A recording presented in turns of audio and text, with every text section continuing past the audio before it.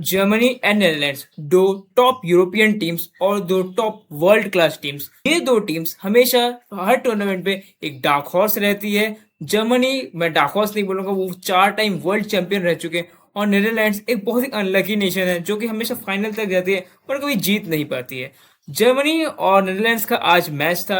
Germany का match था Paraguay के अगेंस्ट और नेदरलैंड्स का मैच था मोरक्को के अगेंस्ट। जर्मनी का जो मैच था पैराग्वे के अगेंस्ट, वो सबको लगा कि एक यूरोपियन टीम है और एक साउथ अमेरिकन टीम है। अगर साउथ अमेरिकन टीम में ब्राजील या फिर अर्जेंटीना नहीं है तो फिर तो यूरोपियन टीम्स उन्हें खत्म कर देंगी। कोई चांस ही नहीं है उनके पास।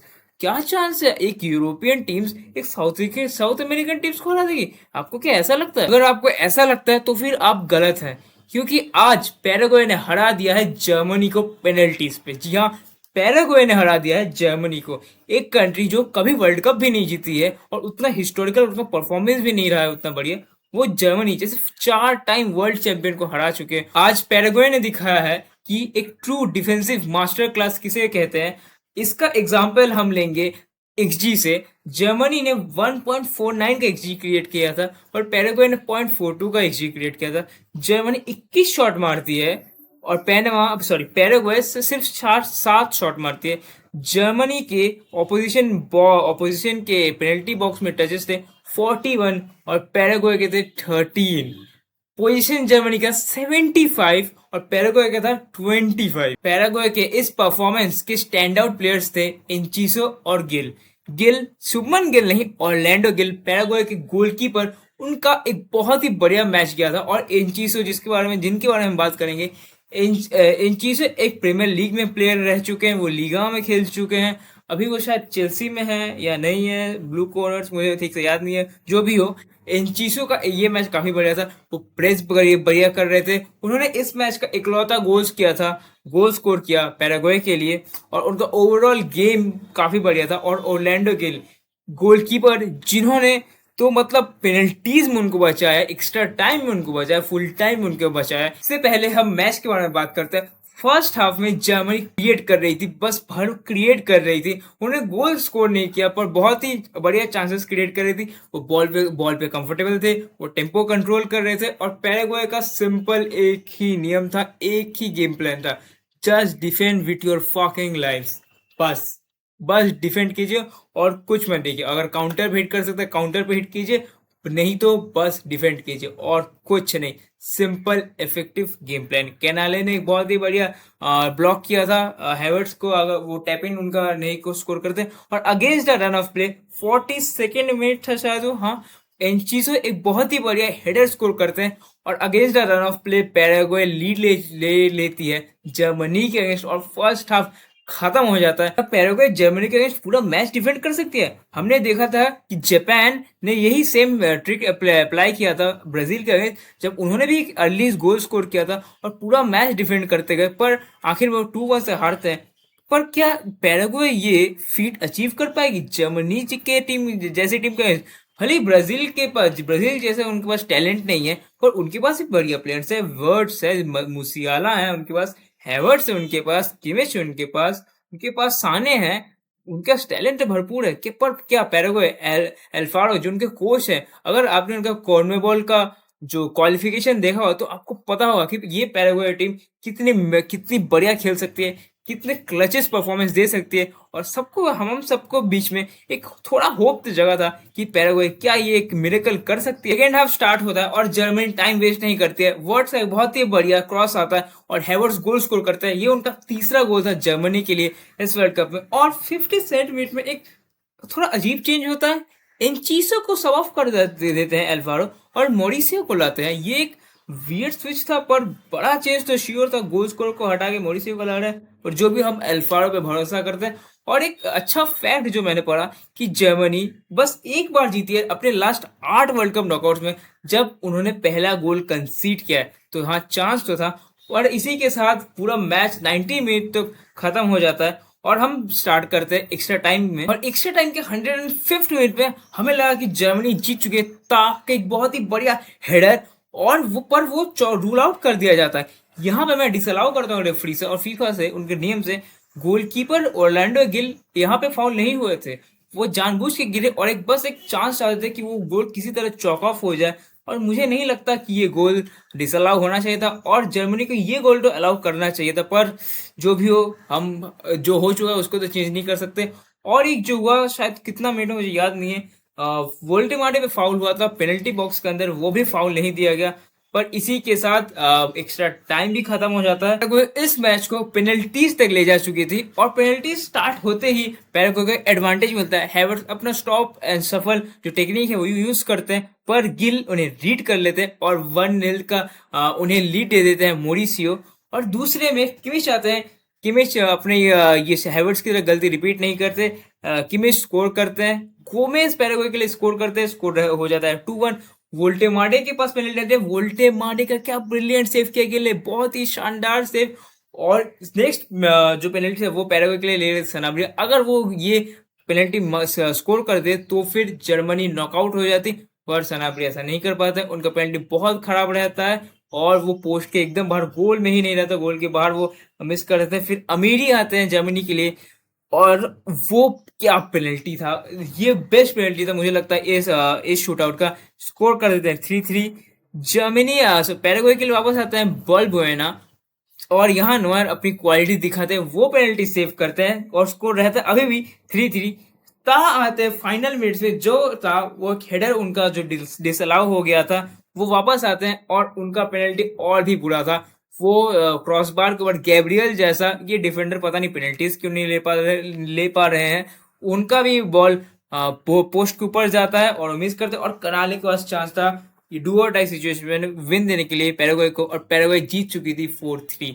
और पैराग्वे ने one of the most biggest upset कर दिया था इस वर्ल्ड कप का अभी तक, और अभी भी आज का मैच खत्म नहीं हुआ था। दूसरा जो मैच था आज वो था नेदरलैंड्स और मोरक्को। मोरक्को एक ऐसी टीम जो पिछले वर्ल्ड कप की सबसे सरप्राइजिंग पैकेज थी और वो सेमीफाइनल्स तक गए, और इस वर्ल्ड कप में भी उनका फॉर्म काफी बढ़िया था और उनके प्लेयर्स हमेशा पता है कि उनके पास कितने बढ़िया प्लेयर्स, साइबारी हो, हकीमी हो, बुआरी हो, उनाही हो, बोनू हो, अभी डियोप जो साइन किया उन्होंने वापस कंट्री स्विच किया है, उनके पास अच्छे प्लेयर्स थे। और नेदरलैंड्स एक ऐसी टीम जो कि बार बार वर्ल्ड कप में फाड़ तो जाती है पर कभी जीतते नहीं। आज उनका मैच था और इस मैच का एंटीसिपेशन बहुत बड़ा था, क्योंकि सबको पता था कि ये मैच काफी बढ़िया, काफी एक्साइटिंग, काफी एंड टू एंड होने वाला है, क्योंकि दोनों टीम्स के पास ही काफी बढ़िया अटैकिंग प्लेयर्स है और काफी बढ़िया कोचिंग एबिलिटी भी है और काफी अच्छा हिस्ट्री भी है। नेदरलैंड्स इस मैच को स्टार्ट करते 5 एट द बैक से, ये थोड़ा सरप्राइजिंग था क्योंकि जनरली वो हमेशा 4 एट द बैक स्टार्ट करते हैं। इस 5 एट द बैक जो फॉर्मेशन स्टार्ट किया था कुमन, इससे हमें पता चल रहा था कि नेदरलैंड्स फियर कर रही है मोरक्को से और वो मोरक्को को ज्यादा प्रायोरिटी दे रहे हैं, उन्हें उनके पास ज्यादा टेक्निकल एबिलिटी है मोरक्को के पास, ये एडमिट कर रहे हैं इनडायरेक्टली, और मोरक्को इस टेक्निकल एबिलिटी का फायदा उठाती है। फर्स्ट हाफ पूरा डोमिनेशन था, पूरा उन्हें मिनिमम 2 गोल स्कोर करने चाहिए थे। अगर वर्ब्रुगेन इस मैच में नहीं होते नेदरलैंड्स के लिए, उन्होंने 2 बढ़िया सेव किए, एक एल अनोई का और एक साइबारी का, दोनों ही श्योर शॉट गोल होना चाहिए था।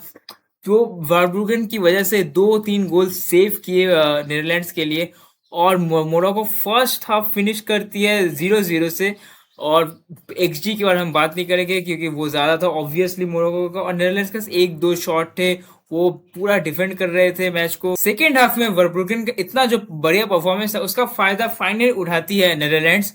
समरविल एक बढ़िया डिटर्मिनेशन दिखाते हैं, बॉल को ड्रिबल करते हैं और लास्ट टच एक स्लाइडिंग टैकल से बॉल गैक्पो को देते हैं। गैक्पो जो कि एक सिंटिलेटिंग फॉर्म में है नेदरलैंड्स के लिए, वो हर बार रहते हैं, हर वर्ल्ड कप में रहते हैं, लास्ट वर्ल्ड कप में भी रहते हैं, उनका क्लब फॉर्म जैसा भी हो और उनका नेदरलैंड्स का फॉर्म हमेशा बढ़िया रहता है। उसी का एग्जाम्पल वो वापस देते हैं, एक बढ़िया फिनिश, और 72nd मिनट में नेदरलैंड स्कोर कर देती है पहला गोल इस मैच का। और इसी के साथ हमें लगा कि नेदरलैंड जैसा डिफेंड कर रही है पूरा मैच, और वो उन्होंने अभी गोल भी स्कोर भी कर दिया है और 18-20 मिनट बाकी है अभी मैच के, नेदरलैंड्स ये मैच जीत जाएगी। पर मोरक्को के कुछ अलग प्लान्स थे।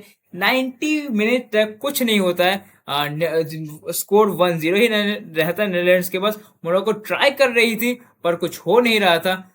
91st मिनट एक अच्छा क्रॉस डालते हैं टेलबी और उस पे हेडर स्कोर करते हैं डियोप, जो ने फ्रांस से मोरक्को में अभी स्विच किया है, उनके ग्रैंड पेरेंट्स या पेरेंट्स जो भी हो उनके हेरिटेज इसलिए उन्होंने स्विच किया, तो बढ़िया हेडर मारते हैं और गेम कर देते हैं 1-1 से टाई, और गेम चला जाता है एक्स्ट्रा टाइम। एक्स्ट्रा टाइम में भी सेम कहानी रिपीट होती है, नेदरलैंड्स बस डिफेंड कर रही थी और मोरक्को बस अटैक कर रही थी। वर्ब्रुगन ने अपना वापस से ब्रिलियंस दिखाया। रहमी एक दो प्लेयर्स को ड्रिबल करते हैं और एक बहुत अच्छा फेक शॉट और टच लेके बॉल पूरा उनके पास पूरा गोल खाली था। वो कोई भी 6 यार्ड या 7 यार्ड दूर थे, बहुत क्लोज थे गोल के और पूरा गोल था उनका स्पीक आउट करने का। पर वर्ब्रुगन गैम्बल करते हैं, क्या वो लेफ्ट साइड जाएंगे या राइट साइड जाएंगे। वर्ब्रुगन अपने थाई और अपने पैर को थोड़ा ऊपर लाते हैं और वो राइट साइड गैम्बल करते हैं और रहीमी राइट साइड ही जाते हैं और इसी के साथ गेम खत्म हो जाता है 0-0 पे और गेम चला जाता है पेनल्टीज में। पेनल्टी स्टार्ट करते हैं नीदरलैंड्स अपना साइड का टॉस भी जीतते हैं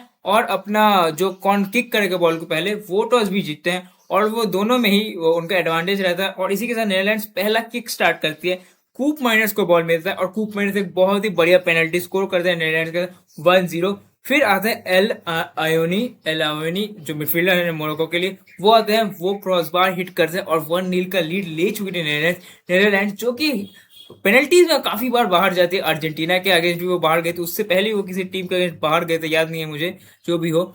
तो 18 में वो क्वालिफाई नहीं किए थे, 14 में वो किसी टीम के अगेंस्ट बाहर गए थे। तो 1-0 के बाद लीड तो आ गई थी नीदरलैंड्स के पास, पर क्लाइवेट आते हैं और क्लाइवेट पोस्ट से हिट करते हैं और स्कोर रहता है 1-1। अब मोरक्को के पास चांस है स्कोर को 1-1 करें और वर्ब्रुगन हमें लगता है कि वापस एक क्लच परफॉर्मेंस देते हैं, क्लच सेव करते हैं और यहाँ भी उनके एंड में रहीमी होते हैं, वो लेफ्ट ऑफ द गोलकीपर या right of the goalkeeper score करते हैं। वर्ब्रुगन बॉल को पकड़ लेते हैं पर उनसे थोड़ा फंबल हो जाता है और बॉल ऑकवर्डली गोल के पीछे चली जाती है। ये देख के मुझे वर्ब्रुगन के लिए काफी खराब लगा, उनका परफॉर्मेंस काफी बढ़िया था, उन्होंने ये पेनल्टी भी अच्छा जज किया था, अच्छा सेव किया था, पर अनफॉर्चुनेटली लकीली मोरक्को 1-1 स्कोर कर देती है। फिर आता है वाउट वेगॉस्ट का क्या पेनल्टी था, टॉप कॉर्नर 2-1 देते हैं नीदरलैंड्स को लीड। फिर टेल भी आते हैं, टेल भी स्कोर कर देते हैं 2-2। अब गेम हो चुका था काफी इंटरेस्टिंग। अब आते हैं टिम्बर को एक्स्ट्रा टाइम खत्म होने के थोड़े पहले सब्स्टिट्यूट किया गया था और वो आते हैं पेनल्टी लेने के लिए, पर वो पेनल्टी मिस करते हैं, हॉरिबल पेनल्टी वाइड पोस्ट करते हैं। वो भी एक अच्छे राइट बैक हैं, क्विंटन टिम्बर थे, जूलियन टिम्बर मुझे याद नहीं है, फिर जो भी हो। उसके बाद हकीमी आते हैं, हकीमी अपना पेनल्टी जो जिन्होंने स्पेन का पेनल्टी मार के वो उन्होंने जिताया था मोरक्को को और जनरल एक अच्छे पेनल्टी टेकर हैं, वो पोस्ट हिट करते हैं और स्कोर रहता है 2-2, नीदरलैंड्स बच जाती है।